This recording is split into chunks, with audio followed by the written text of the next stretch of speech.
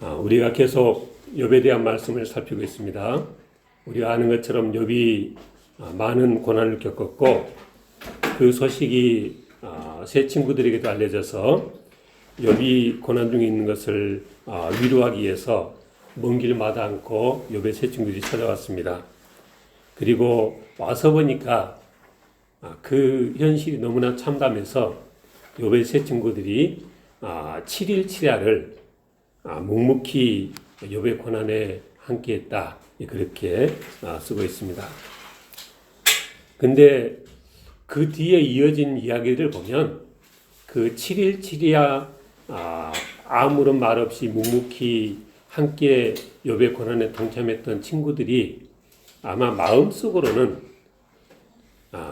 욥이 그리고 욥의 그 자녀들이 저렇게 벌을 받는 걸 보니까 분명히 하나님께서 욥의 그 죄에 대해서 다루고 계신 것이 분명하다, 이렇게 판단을 한 거죠. 그런데 욥은 입만 열면 나는 아무런 잘못이 없고 하나님께서 지금 내게 왜 이러시는지를 내가 알 수 없다, 이렇게 불평을 하니까 욥의 친구들이 욥을 정죄하고 비난하고 그것에 대해서 욥이 또 아니라고 반박하고, 이게 계속 지금까지 되어진 그런 내용이었습니다. 오늘은 그렇게 욥과 세 친구가 주고받은 그 언쟁의 세 번째에 해당되는 본문입니다. 이 세 번째 언쟁 중에 욥이 자기 자신이 의롭다고 말한 대목이 있어서 오늘 23장을 본문으로 삼았는데요. 10절에 보니까 그러나 내가 가는 길을 그가 아시나니 그가 나를 단련하신 후에는 내가 순금같이 되어 나오리라. 지금 나는 하나님께 징벌을 받는 것이 아니고 단련 중이다.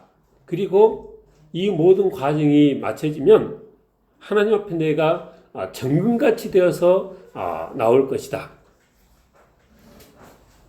그러면서 욥이 하는 말이 23장 11절 12절에 내 발이 그의 걸음을 바로 따랐으며 내가 그의 길을 지켜 치우치지 아니하였다. 내가 그의 입술의 명령을 어기지 아니하고 정한 음식보다 그의 입의 말씀을 귀히 여겼다. 나는 하나님 앞에 부끄럼 없이 살았다. 이런 말을 하고 있는 거죠. 또 27장으로 넘어가니까 욥이 뭐라 했냐면 나의 정당함을 물리치신 하나님, 나의 영혼을 괴롭게 하신 전능자의 사심을 두고 맹세하는데 결코 내 입술이 불의를 말하지 아니했고 내 혀가 거짓을 말하지 아니했다. 그리고 너희들이 나를 그렇게 비난하는데 27장 5절에 결코 너희를 옳다 하지 아니하겠고 내가 죽기 전에는 내 온전함을 버리지 아니할 것이다.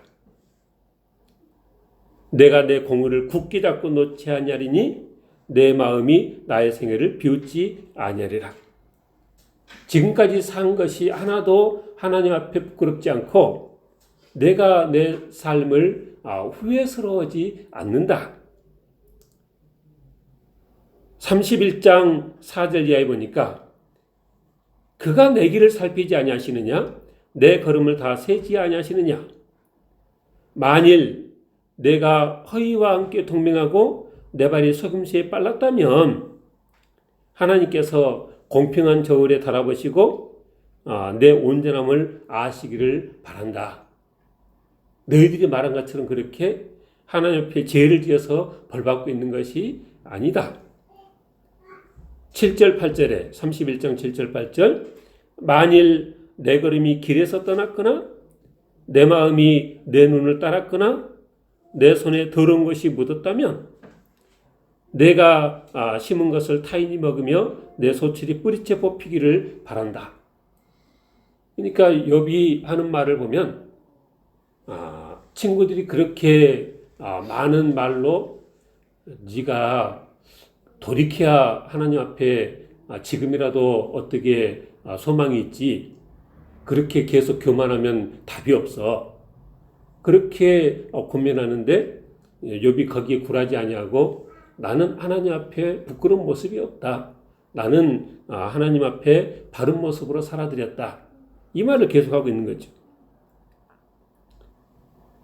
이렇게 욥이 나는 의롭다 하고 또 친구들은 네 죄가 커서 하나님께 이런 벌을 받는 것이다. 이렇게 말하는데 이 둘 중에 어느 쪽이 맞는 것입니까? 그거야 당연히 욥의 말이 맞는 거죠. 오늘 말씀의 제목이 의인 욥의 행실이라 아예 욥을 의인 욥이라 제가 그렇게 제목을 붙였는데 저는 욥이 의인이었다는 그 주장에 그것을 받아들이는 쪽입니다. 왜 욥의 세 친구들의 그 비난과는 달리 우리 성경을 읽는 크리스찬들은 욥을 의인으로 받아들여야 되느냐? 성경이 그렇게 말하고 있는 거죠. 욥기 1장 1절 시작부터 우스 땅에 욥이라 불리는 사람이 있었는데 그 사람은 온전하고 정직하여 하나님을 경외하며 악에서 떠난 자라. 성경에 그렇게 쓰고 있는데 아니라고 하면 어떻게 되겠어요? 그리고 1장 8절에 보니까 하나님께서도 그렇게 말씀하셨어요. 여호와께서 사단에게 이르시되 네가 내 종 욥을 주야에 보았느냐? 그와 같이 온전하고 정직하여 하나님을 경외하며 악에서 떠난 자가 세상에 없다. 하나님이 직접 그렇게도 말씀하셨습니다. 또 구약성경 다른 곳에서 에스겔서에서 하나님께서 말씀하실 때가 있었는데 그때도 욥이 거명이 됩니다. 에스겔서 14장 12절, 13절, 14절 여호와의 말씀이 또 내게 임하여 이르시되 인자야 가령 어떤 나라가 불법을 행하여 내게 범죄함으로 내가 손을 그 위에 펴서 그 의지하는 양식을 끊어 기근을 내려 사람과 짐승을 그 나라에서 끊는다 하자. 비록 노아, 다니엘, 욥 이 세 사람이 거기에 있을지라도 그들은 자기의 공으로 자기의 생명만 건지리라. 나 주 여호와의 말이니라. 하나님의 이 말씀 뭐예요?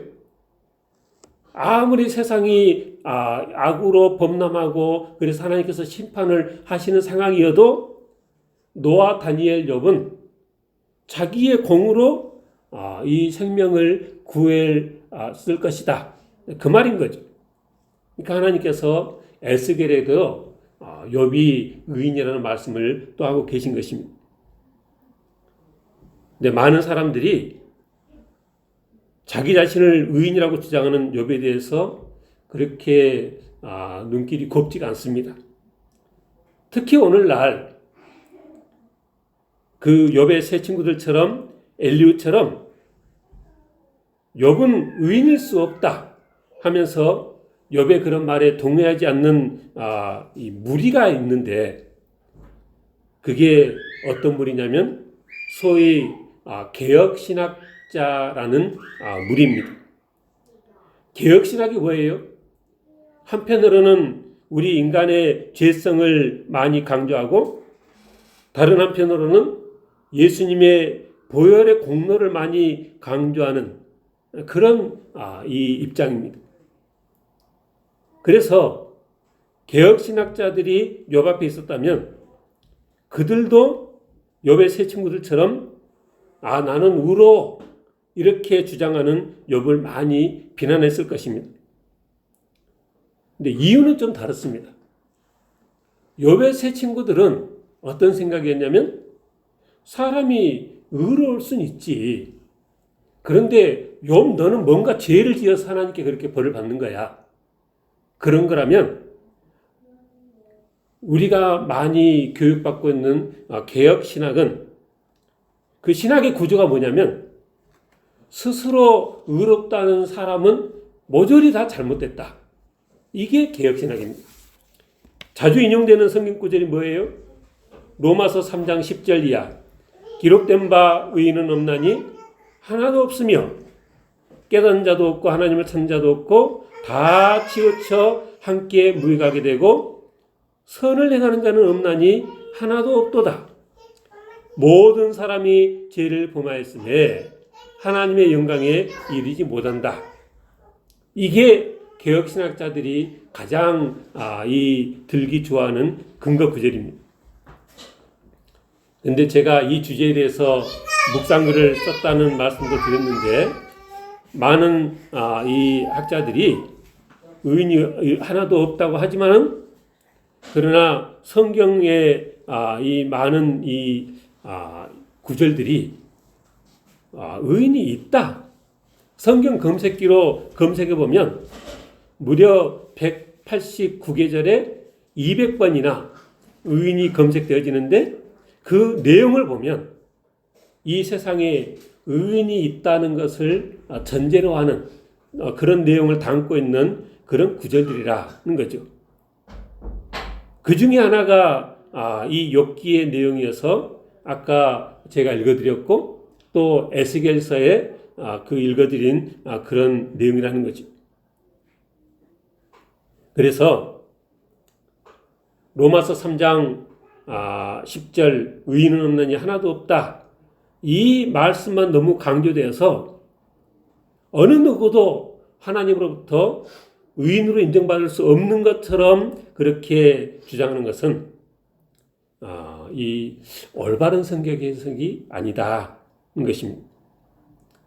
그러면 로마서 3장 10절의 바울의 그 가르침은 잘못된 것인가? 그건 아니라는 거죠. 로마서를 쭉 읽어보면 죄의 싹은 사망인데 모든 사람이 죄를 범해서 하나님의 영광에 이르지 못하고 허물과 죄로 죽게 되었다. 이 말을 하고 있는 거예요. 이 말은 사실이죠. 어느 누가 전혀 죄가 없이 100점짜리 의인일 수 있겠습니까? 근데 바울이 의인은 없느니 하나도 없다고 했을 때는 이런 100점짜리 의미에서의 의인은 하나도 없다. 근데 성경을 보면 우리가 아는 것처럼 하나님께서 다윗처럼 간음죄에 살인죄까지 저질렀어도 그래서 절대 100점짜리 의인일 수는 없지만 그 다윗이 나중에 뉘우치고 진심으로 하나님 앞에 바로 서니까 하나님께서 다시 용서하시고 받아주시고 그러셨다는 거죠. 그러니까 하나님은 정작 100점짜리 의인이 아니어도 그 죄인의 이 마음으로부터 나오는 회개하는 그 마음을 보고 용납하시는데 오히려 우리 사람들이 하나님의 기준보다 더 높게 100점 만점 의인을 기준으로 신앙생활하면서 자기 자신을 들볶고 평안을 누리지 못하게끔 특별히 개혁신학의 그런 이 가르침 때문에 많은 크리스찬 성도들이 그런 신앙생활을 하고 있다는 것입니다. 아까도 읽어드렸던 것처럼 욥은 오늘 본문에서도 그렇고 27장, 31장 계속 나는 하나님 앞에 부끄럽지 않다. 내 발이 그의 걸음을 바로 따랐으며 내가 그의 길을 지켜 치우치지 아니했다. 그 입술의 명령을 어기지 아니했다. 내 정당함을 물리치신 하나님. 그렇게 하나님 앞에 호소를 했다는 거죠. 내가 죽기 전에는 내 온전함을 버리지 아니할 것이라. 그러니까 내 이 생각을 굽히지 않겠다. 만일 그래서 내가 무슨 악한 일이 있으면 내 모든 것들이 다 타인에게 빼앗기고 내 소출이 뿌리째 뽑혀도 내가 그런 것을 불평하지 않겠다. 이렇게 확신할 정도로 욥은 하나님 앞에 의인이라고 자기 자신을 주장을 했다는 것입니다.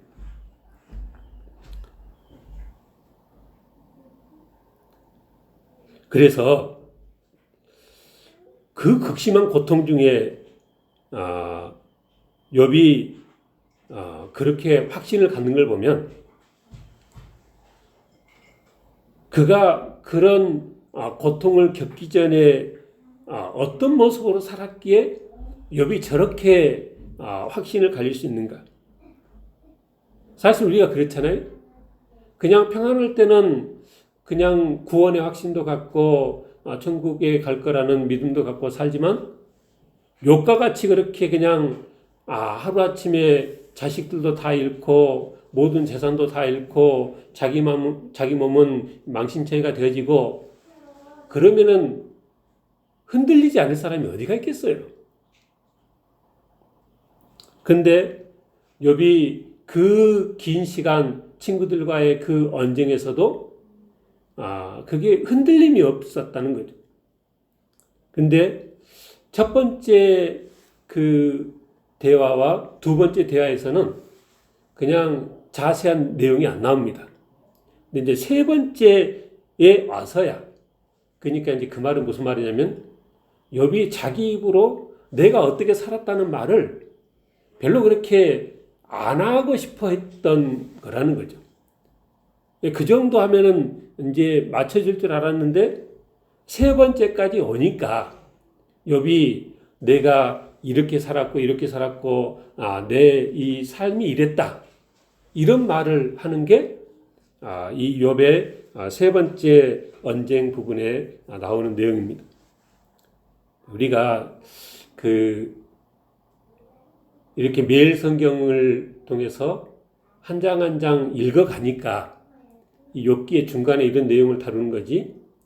안 그러면 매번 욥기 1장, 2장 그 욥이 시험당했던 내용 아니면은 욥기의 제일 마지막 42장 그러면 그 중간의 내용들은 거의 잘 안 다루는데 근데 우리가 이제 매일 성경을 통해서 이렇게 한 장 한 장을 살펴보니까 오늘은 그 욥이 자기 자신에 대해서 그 세 번째 전쟁에서 무슨 말을 했는가, 그래서 욥이 도대체 어떤 모습으로 살아들였는가 하는 것을 우리가 한번 살펴보겠다는 것입니다. 29장에 오늘 본문이 23장이고 29장에 욥이 말합니다. 나는 지난 세월과 하나님이 나를 보호하시던 때가 다시 오기를 원한다.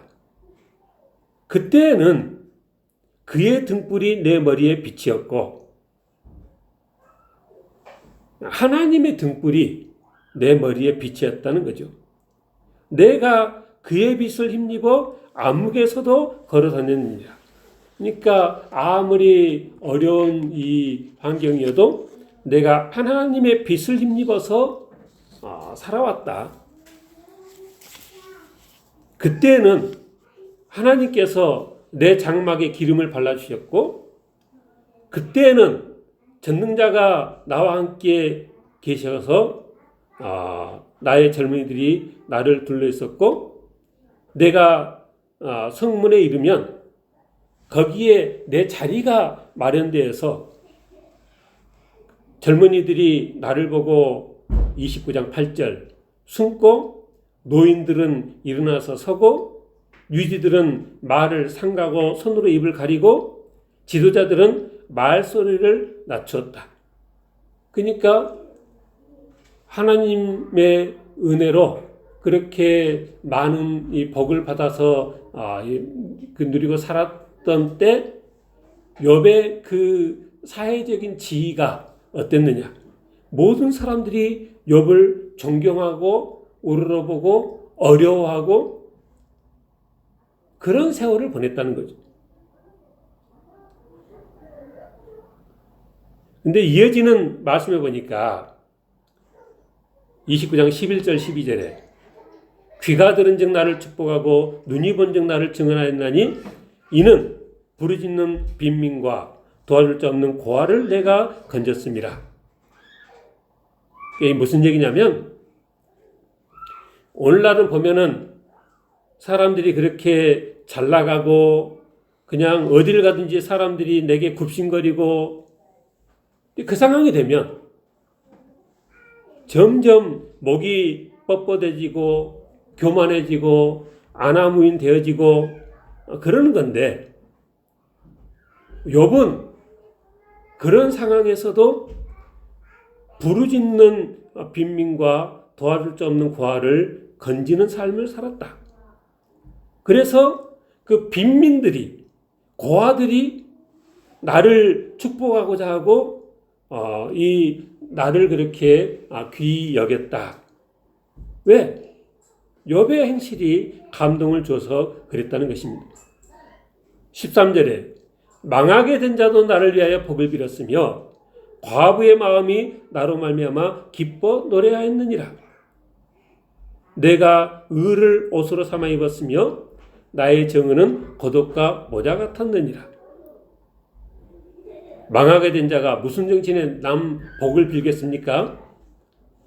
그 망하게 된 자가 욥의 도움으로 다시 일어섰기 때문에 감사해서 그 욥에게 복을 빈다. 그렇게 이해가 되어진 것입니다. 29장 15절 16절 나는 맹인의 눈도 되고 다리 저는 사람의 발도 되고 빈궁한 자의 아버지도 되며 내가 모르는 사람의 송사를 돌봐주었으며.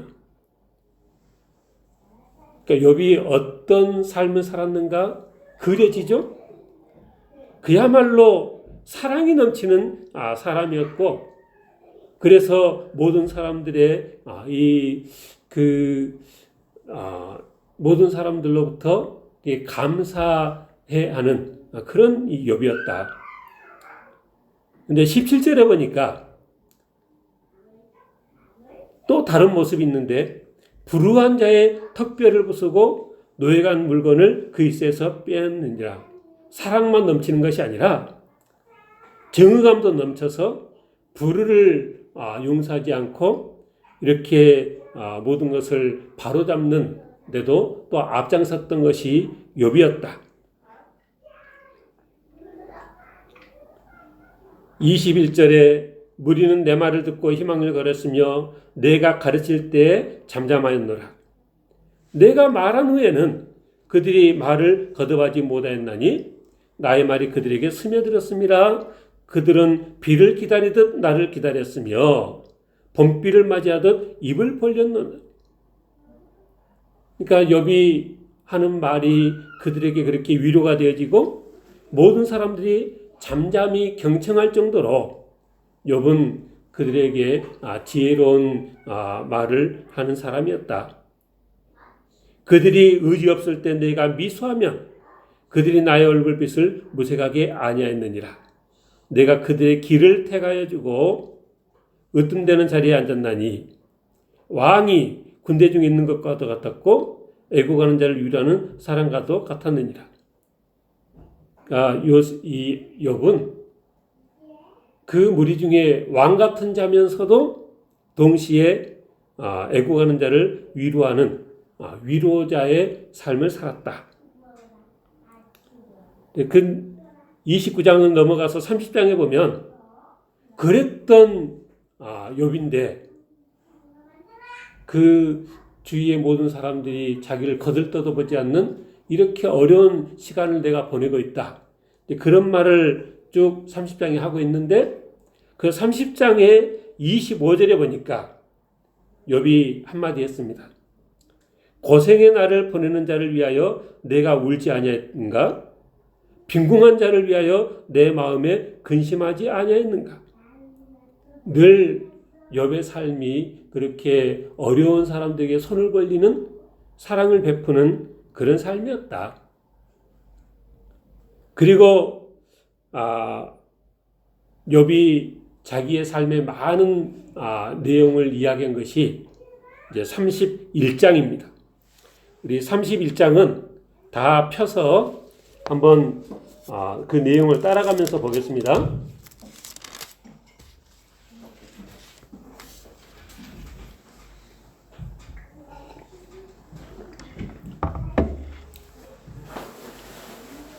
먼저 1절부터 보니까 욥이 내가 내 눈과 약속하였나니 어찌 처녀에게 주목하랴.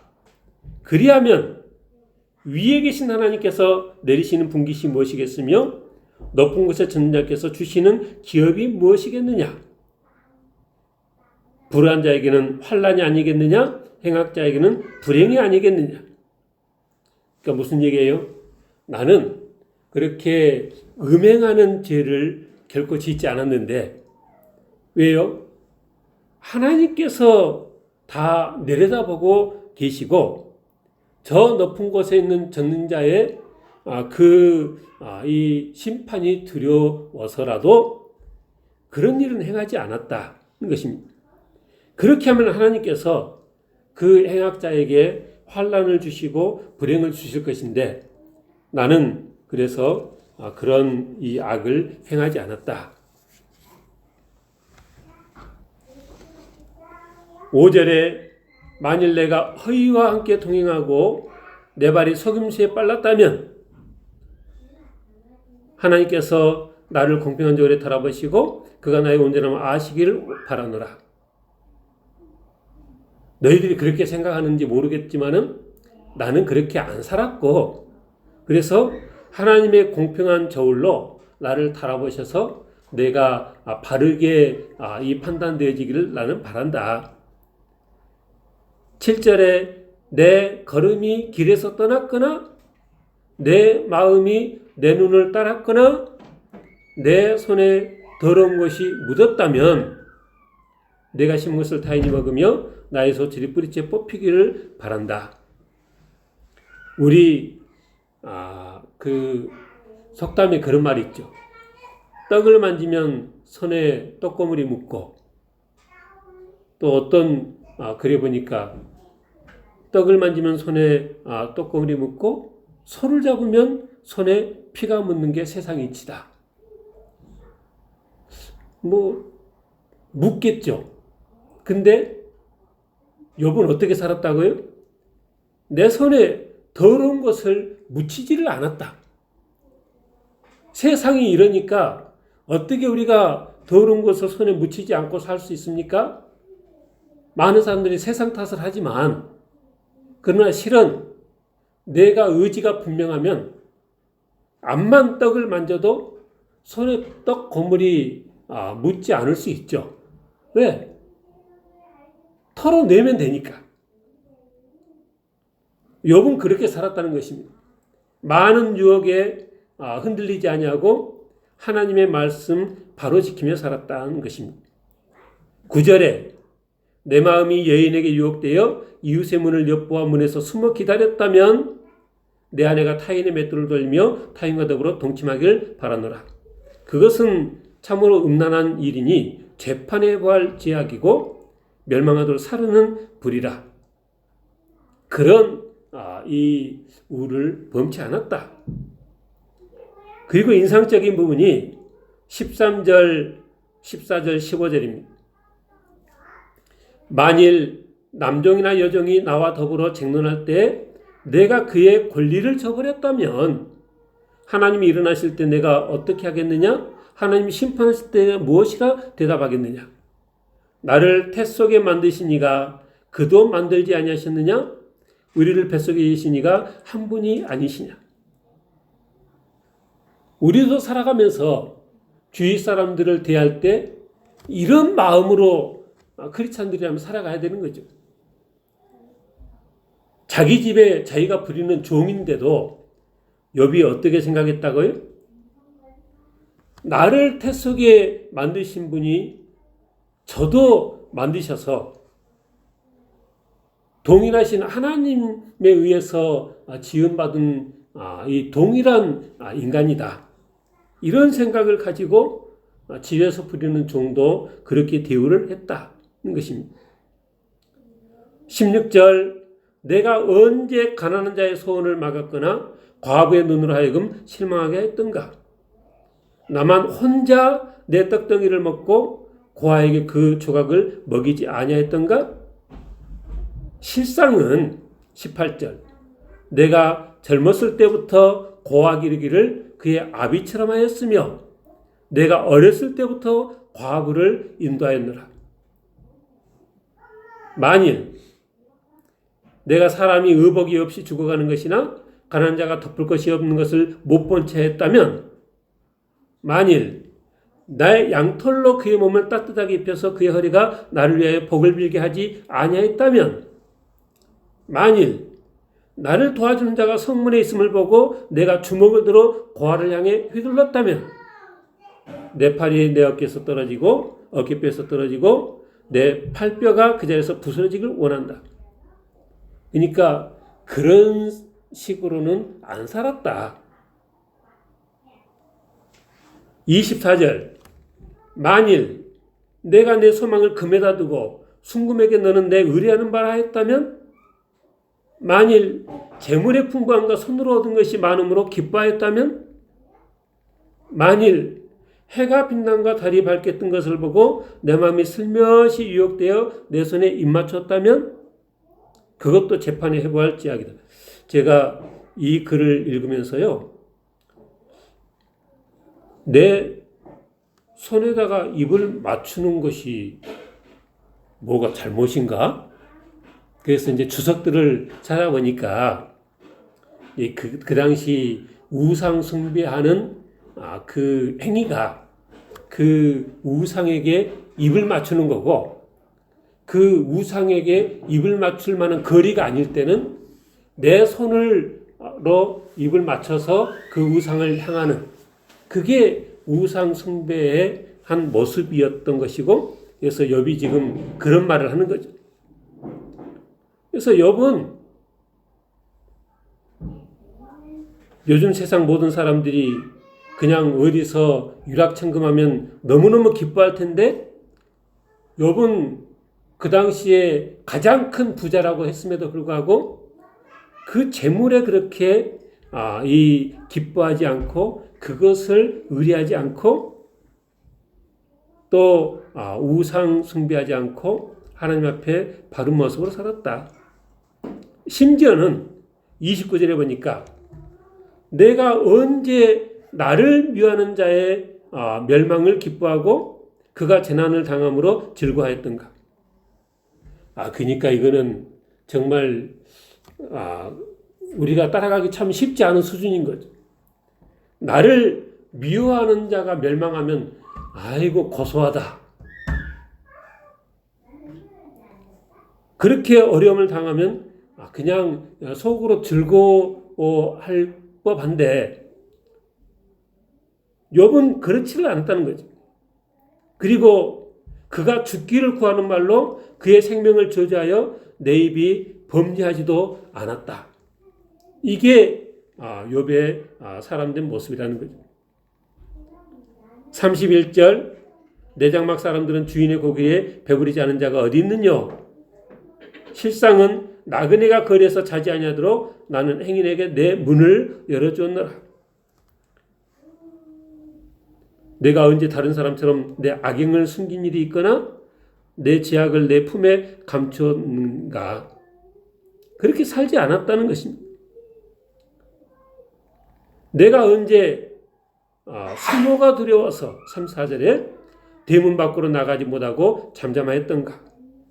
또 용감하게 해야 될 일은 했다는 것입니다. 내가 값을 내지 않고 소출을 먹고 그 소유주가 생명을 잃게 했다면 밀 대신에 가시나무가 나고 보리 대신에 독보리 나는 것이 마땅하다. 욥이 사는 삶이 그렇게 부끄러운 모습은 전혀 없고, 나는 하나님께서 기뻐하실 만한 그런 삶을 살았다는 것입니다. 그래서 그렇게 살았기 때문에 하나님께서 욥을 그렇게 마음에 들어 하셨고, 사단에게까지 자랑하고 싶으셔서 자랑을 하고 하셨고, 그러다 보니까 욥기에 그 많은 고난이 시작이 되어진 것이죠.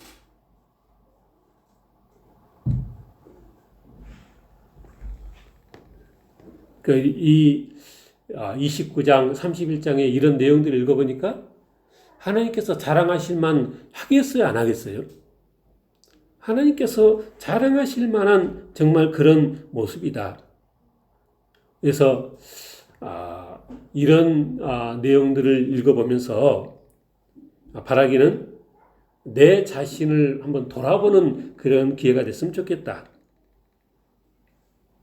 하나님께서 그렇게 기뻐하시고 자랑하시고 싶어 하시는 사람은 저런 삶을 사는 사람이구나. 근데 내 모습은 평소에 어떤가? 돌아보는 기회가 됐으면 좋겠다는 것입니다. 오늘 살펴본 이 욥의 모습이 우리에게 교훈이 되어져서 우리도 하나님의 기쁨이 되는 성도 되고자 힘쓰는 저 여러분 우리 모두 다 되시길 주님으로 축원합니다. 기도하겠습니다.